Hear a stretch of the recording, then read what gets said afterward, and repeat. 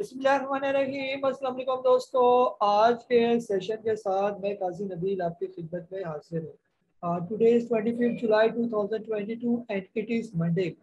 आज के अगर हम लोग मार्केट की बात करें कि ओवरऑल आज के दिन के इसी अर्निंग इंडेक्स की क्या पोजीशन रही। आज के दिन मार्केट की क्लोजिंग हुई 39,844 की, तकरीबन 233 पॉइंट मार्केट आज के दिन जो है वो डाउन क्लोज हुई।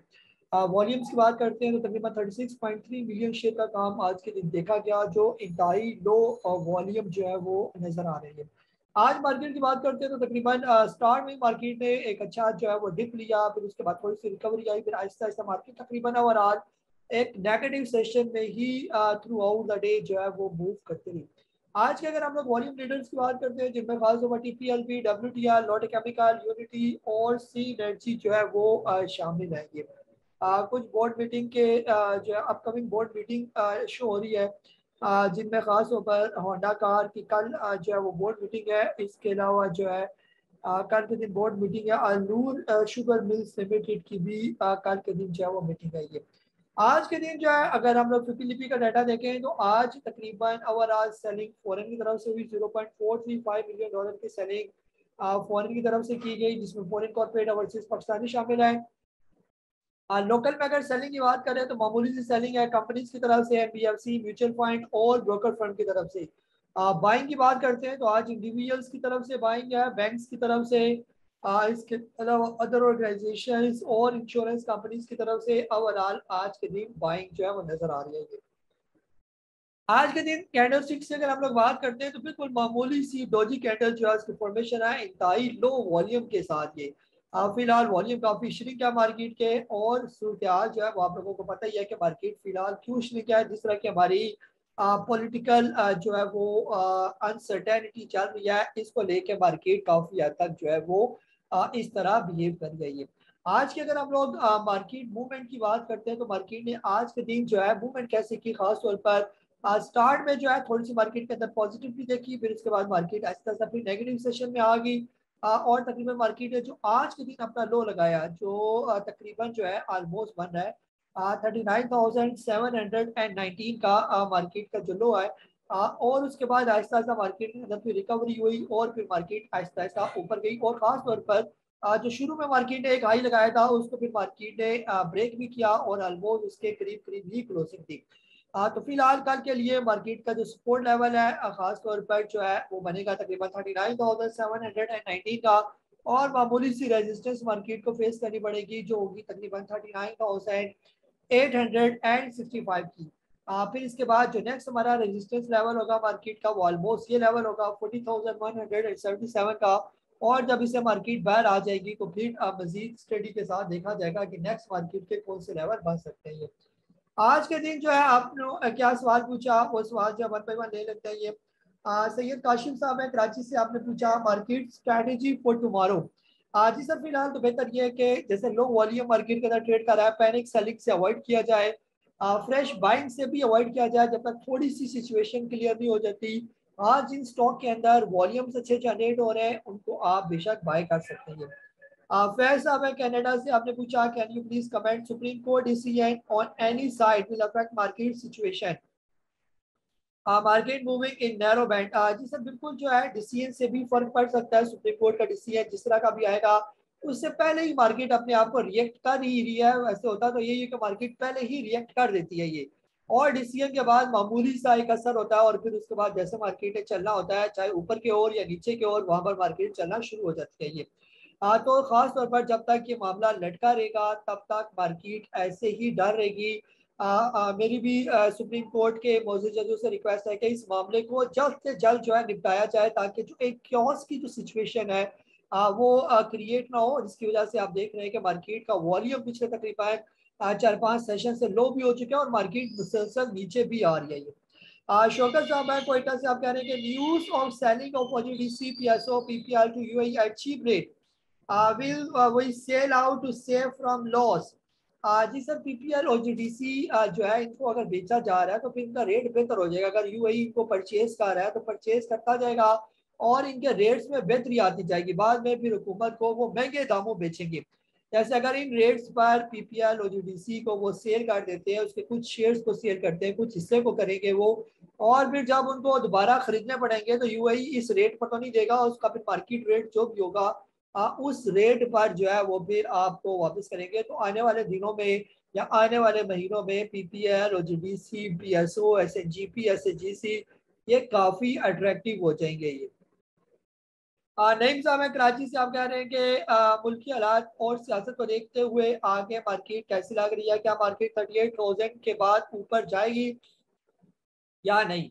जी सर, मार्केट जो है इंशाल्लाह ऊपर जाएगी, बल्कि बहुत ऊपर जाएगी। सिर्फ जो है एक ट्रिगर की जरूरत है। ये जैसे लास्ट टाइम मैंने आपके साथ जो है स्टेट बैंक का एक लिंक शेयर किया था, जिसमें बड़ी डिटेल के साथ गवर्नर स्टेट बैंक ने जो है इस बात को क्लियर किया था कि पाकिस्तान की इकोनॉमिक कंडीशन बिल्कुल ठीक है, कोई प्रॉब्लम नहीं है। जो खासतौर पर सोशल मीडिया में एक र्यूमर क्रिएट की जा रही है कि पाकिस्तान डिफॉल्ट होने जा रहा है, या पाकिस्तान के जो इंपोर्ट हम करते हैं उसकी एलसी बंद हो चुके हैं, ये सब जो है प्रोपेगेंडा जो है वो किया जा रहा है। पाकिस्तान की कंडीशन जो है वो बिल्कुल ज़बरदस्त है। पाकिस्तान को जो दूसरे ममालिक हैं श्रीलंका या इस तरह के जो डिफॉल्ट होने जा रहे हैं उनके साथ कंपेयर ना किया जाए। उनकी सिचुएशन और पाकिस्तान की सिचुएशन में ज़मीन आसमान का फर्क है। जी नेक्स्ट हमारे पास सवाल है, ये वकार साहब है वाकई से, आपने पूछा बक्सले आपने लिया हुआ है 114 का लिया हुआ है, 174 का लिया हुआ है, होल्ड करें और सेल करें। सर बक्सले फिलहाल जो है वो ट्रेड कर रहा है 105 पर, नीचे आ गया थोड़ा सा, अभी जो है काफी बॉटम रेट है बक्सले का ये। यहाँ पर इसके अंदर प्रॉब्लम नहीं है बक्सले के अंदर, जब तक ये तकरीबन जो है ऑलमोस्ट देख लेना ये तकरीबन 100 रुपए से ऊपर ऊपर जब तक मौजूद है, फिलहाल इसके अंदर कोई प्रॉब्लम नहीं है। बेहतर यह है कि फिलहाल इसको ना बेचा जाए। बर्जर भी आपने लिया हुआ है 85 का, उसके अंदर भी सर कोई प्रॉब्लम नहीं है। अगर आपने 100 रुपए से नीचे नीचे का बर्जर लिया हुआ है उसके अंदर भी कोई प्रॉब्लम नहीं है। नॉर्मल बर्जर का जो रेट है वो तकरीबन 108 110 ये इसका नॉर्मल रेट है। ये जी उमर साहब रावलपिंडी से आपने पूछा एवियन अटक रिफाइनरी में कौन सा एक स्टॉक आप रिकमेंड करते हैं ट्रेडिंग इन्वेस्टमेंट के लिए, और लाइव सेशन कब स्टार्ट कर रहे हैं? ये जी एवियन की अगर हम लोग बात करें सर, एवियन फिलहाल ट्रेड कर रहा है तकरीबन जो है 74 पर, अगर ये थोड़ा सा नीचे आ जाता है तकरीबन 64-65 रुपीज़ की रेंज पर, तो वहाँ पर ये बहुत अट्रैक्टिव है ये। और इसके अलावा अटक रिफाइनरी की बात करें तो अटक रिफाइनरी अगर आने वाले दिनों में ये भी कहीं नीचे आ जाए तकरीबन 120 116 110 से लेकर 120 रुपए के दरमियान, तो ये भी काफी अट्रैक्टिव हो जाएगा। तो जो जिस रेट पर आ जाए, दोनों स्टॉक बहुत अच्छे हैं, लेकिन एवीएन जो है वो ज्यादा उसका स्कोप है क्योंकि उसका जो सेक्टर है वो आईटी सेक्टर है। बाकी लाइव सेशन का आपने पूछा, इंशाल्लाह जरूर अनकरीब लाइव सेशन रखेंगे। थोड़ी सी मार्केट की सिचुएशन को बेहतर होने दें, जिस तरह की डल सिचुएशन चल रही है मोस्टली अगर लाइव सेशन लिया भी गया तो सवाल क्या होंगे कि सुप्रीम कोर्ट का डिसीजन क्या होगा, हुकूमत कैसे चलेगी, ये क्या होगा वो गया। तो अभी फिलहाल थोड़ी सी प्रॉब्लम चल रही है पॉलिटिकल, अगर जो ये मामला रिजॉल्व हो जाता प्रॉपर मार्केट चलना शुरू हो जाए तो। आई एम काजी नबील और मेरा प्रोफेशन है स्टॉक मार्केट। मैं स्टॉक मार्केट में पिछले 15 साल से वाबस्ता हूँ। स्टॉक मार्केट पर मेरी बेतहाशा वीडियोस यूट्यूब पर मौजूद है और तकरीबन पिछले 3 साल से मैं यूट्यूब और व्हाट्सएप पर लोगों को स्टॉक मार्केट की कंसल्टेंसी भी देता हूँ। जैसा कि आप जानते हैं कि पाकिस्तान में बहुत कम लोग स्टॉक मार्केट से वाबस्ता हैं। अगर हम पाकिस्तान का मुकाबला बाकी दुनिया से करते हैं तो हमें जो पाकिस्तान की रेशो नजर आती है वो इंतहाई मामूली रेशो नजर आती है। स्टॉक मार्केट को हम बहुत खतरनाक बिजनेस समझते हैं और अक्सर यही सुनने में मिलता है कि जो लोग स्टॉक मार्केट में काम करते हैं वो हमेशा नुकसान ही उठाते हैं। लेकिन जो लोग मुझसे वाबस्ता है वो बेहतर तौर पर जानते हैं कि जो हमारी फिलॉसफी है और बेसिक जो कंसेप्ट है स्टॉक मार्केट का, कि जब तक आप इसको सीख कर नहीं करेंगे तब तक चाहे स्टॉक मार्केट हो या दुनिया का कोई भी बिजनेस हो आप उसमें जो है कामयाब नहीं हो सकते। यही वजह है गाय बगाए हम स्टॉक मार्केट के कोर्सेज भी कराते हैं। आप जो मेरा कोर्स airschool.com में आया हुआ है, आप लोगों को सबको इन्विटेशन है कि ये कोर्स लाजमी करें। खासतौर पर जो हमारा मीडियम कोर्स है ये उन्हीं लोगों के लिए डिजाइन किया गया जो स्टॉक मार्केट में ऑलरेडी काम करें। इस कोर्स में आप लोगों को ना सिर्फ चार्ट एनालिसिस बल्कि इसके अलावा different indicator, chart stick patterns, इसके अलावा डिफरेंट जो है पैरामीटर, साइकोलॉजिकल बिहेवियर और इवन जो बेसिक जो है कंसेप्ट साइकोलॉजी का कि स्टॉक मार्केट में कैसे और किस सोच के साथ आपने काम करनी है, ये सारी चीजें मीडियम कोर्स के अंदर हमने एक्सप्लेन की हुई है। कहाँ पर कोई स्टॉक लेना है, कहाँ पर स्टॉक बेचना है, और किस जगह पर जो है हमने उस स्टॉक की पोजीशन को ऑफलोड करना है, कब तक किसी स्टॉक को हमने होल्ड करके रखना है, ये सारी चीजें हमने अपने इस कोर्स में कवर की है। तो देर ना कीजिए, इस कोर्स को फौरन सब्सक्राइब करें और इस एजुकेशन लर्निंग में खासतौर पर स्टॉक मार्केट में आप इंटर हो जाए। मैं आपको यकीन से कह सकता हूं कि इस कोर्स को करने के बाद जो आप ऑलरेडी पहले गलतियां कर चुके हैं वो दोबारा आप गलतियां नहीं करेंगे। जहां हम लाखों पैसा बर्बाद करते हैं स्टॉक मार्केट में, अगर हम प्रॉपर सीख कर जब हम काम करेंगे तो यकीनन ऐसा हो ही नहीं सकता कि आप स्टॉक मार्केट में नुकसान उठाएं।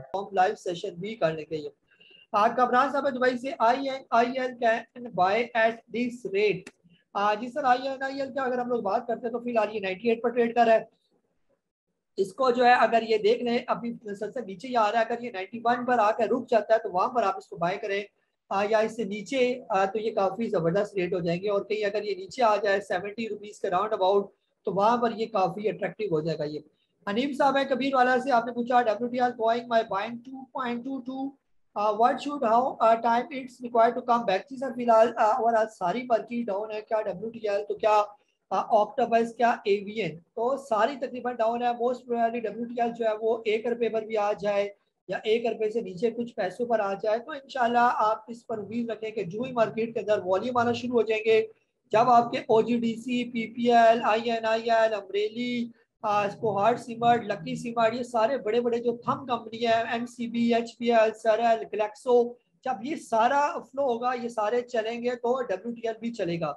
ये सारे बड़े बड़े स्टॉक जो है वो सारे डाउन है, तो वो नहीं चल रहे तो ये कैसे चल सकता है फिर ये। जी सोहेल साहब मुल्तान से, आपने पूछा kindly tell us about the Prema buying zone.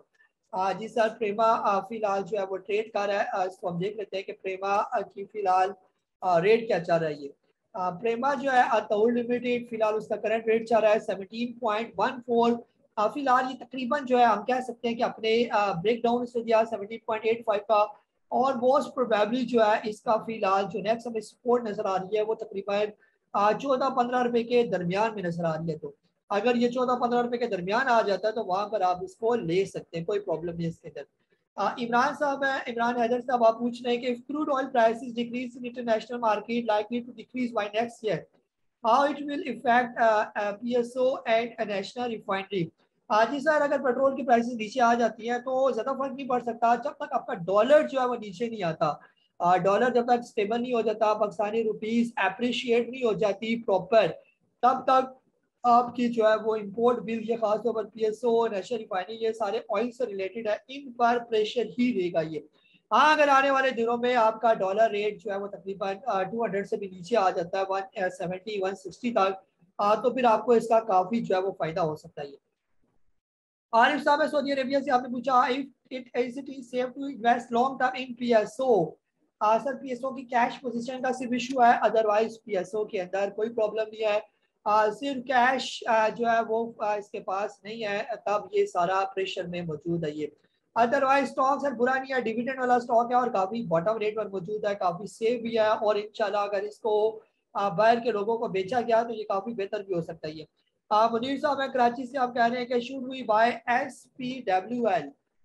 से पावर के बारे में पूछ रहे हैं और वेट इज गोइंग डाउन। से पावर को सर अभी तकरीबन काफी बॉटम रेट पर मौजूद है, इसको लिया जा सकता है ये तकरीबन इसका बाइंग जोन शुरू हो जाता है 14 रुपए से लेकर और ऑलमोस्ट 18 रुपए के दरमियान ये सारा इसका बाइंग जोन है, और ये तकरीबन 16 रुपए 72 पैसे पर मौजूद है, तो बिल्कुल इसको लिया जा सकता है ये सेफ पावर। ये इन्वेस्टमेंट पॉइंट ऑफ व्यू से ले और डिविडेंड भी इसका साथ साथ इंजॉय करते जाएंगे।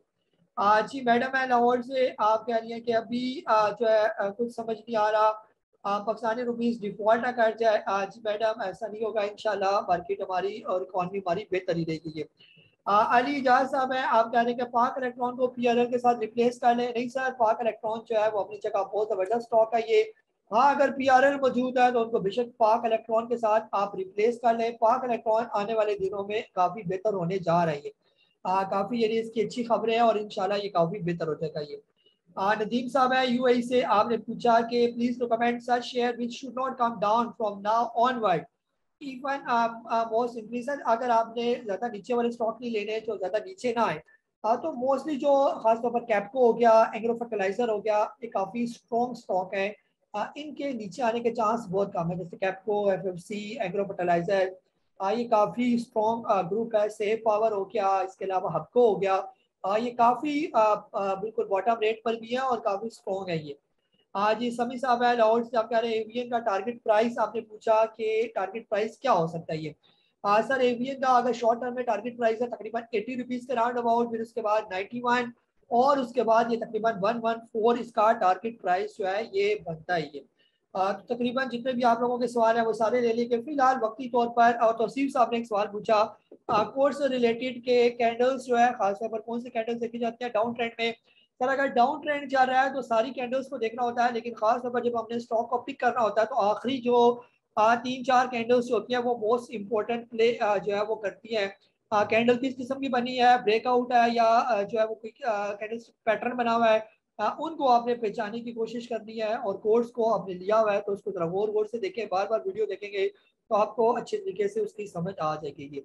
अब जैसे मैं पहले भी अर्ज कर चुका हूँ, फिलहाल थोड़ी सी हमारी इकोनॉमिक कंडीशन की वजह से मार्केट रुकी हुई है। वॉल्यूम जब तक मोर देन जो है वो 200 मिलियन 300 मिलियन से ज्यादा का वॉल्यूम जब तक नहीं आता केस इंडेक्स में, तब तक जो है वो डल सिचुएशन ही हमें देखने को नजर आएगी ये।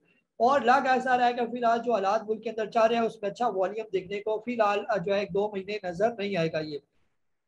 जैसे मैं आपसे पहले भी अर्ज कर चुका था, जब तक जो है आईएमएफ से आपको पैसे मिल नहीं जाते, फैटफ का प्रॉपर रिजल्ट नहीं आ जाता, फिर दोस्त ममालिक से भी आपको पैसे रिलीज होकर आपके स्टेट बैंक में नहीं आ जाते, तब तक जो है प्रेशर जो है मुल्क के अंदर रहेगा।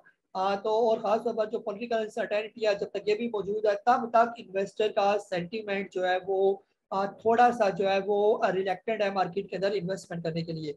जब तक सिचुएशन क्लियर नहीं हो जाती तब तक जो है मार्केट ऐसी डल रहेगी। डल मार्केट में पैनिक सेलिंग जो है वो बिल्कुल जो है वो नहीं करनी चाहिए, ना ही अपना माल लॉस में भेजना चाहिए। अगर आपने अपने पैसों से स्टॉक लिए हुए हैं और आप अपना होल्ड कर सकते हैं तो बेहतर पोजीशन ये है कि अच्छे स्टॉक अगर लिए हुए हैं तो उनको होल्ड किया जाए और अच्छे वक्त का इंतजार किया जाए। और इंशाल्लाह हर रात के बाद सुबह आती है, तो इंशाल्लाह ये जो स्टॉक मार्केट के ऊपर जो एक रात एक बादल काले छाए हुए हैं उसके बाद इंशाल्लाह ये बादल हटेंगे और हमारी स्टॉक मार्केट अच्छा जो है वो परफॉर्म करेगी।